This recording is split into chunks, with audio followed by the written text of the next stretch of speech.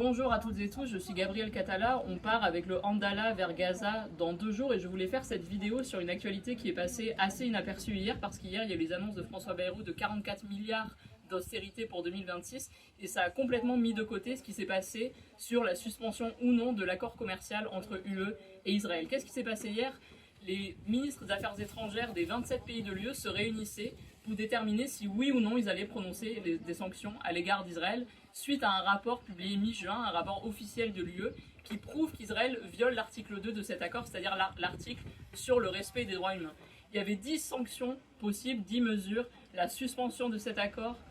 l'embargo sur les armes, l'embargo sur les produits qui sont fabriqués dans des colonies illégales au regard du droit international, la suspension de programmes universitaires dont bénéficient les Israéliens, par exemple Erasmus. Et qu'est-ce qu'ils ont décidé? Ils ont décidé de ne rien faire. Et la France est totalement complice de cette situation parce qu'à la différence de l'Espagne qui demandait un embargo sur les armes et la suspension de l'accord, la France n'a absolument rien dit. Elle s'est même félicitée de cet accord à minima qui prévoit, tenez-vous bien, l'entrée de 160 camions humanitaires par jour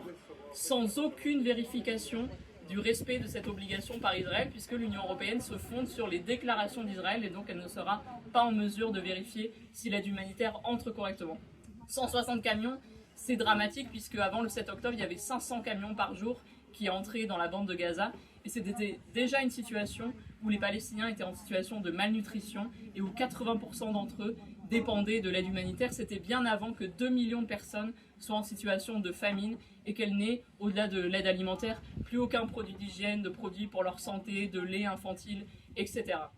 Et donc l'Union européenne, non seulement a décidé de croire Israël sur parole et de continuer sa complicité avec le génocide, mais le pire c'est que la chef de la diplomatie européenne informera les pays de l'UE uniquement tous les 15 jours sur l'avancée de la situation, sans aucun moyen de vérification, et les 27 pays se réuniront le 28 août, c'est-à-dire dans plus d'un mois, pour vérifier qu'Israël a peut-être mis en œuvre de meilleures mesures pour respecter ses obligations en termes d'humanitaire. Et quand ils se réuniront le 28 août, s'ils constatent qu'Israël viole toujours l'accord et viole toujours l'article 2, cette réunion sera non contraignante et donc les pays se réuniront encore pour bavarder, pour gesticuler et pour ne rien faire pendant que le génocide se poursuit. Et donc c'est pour ça que nous partons dans 2 jours avec le Andala pour continuer à dénoncer ce génocide en cours, pour briser le blocus humanitaire qui n'a pas commencé avec le 7 octobre, qui a commencé en 2007. Israël met en place un blocus illégal contraire au droit international depuis 2007 et pour dire que les enfants de Gaza, que tous les Palestiniens ont le droit au respect de leurs droits humains et le droit à l'autodétermination comme tous les peuples.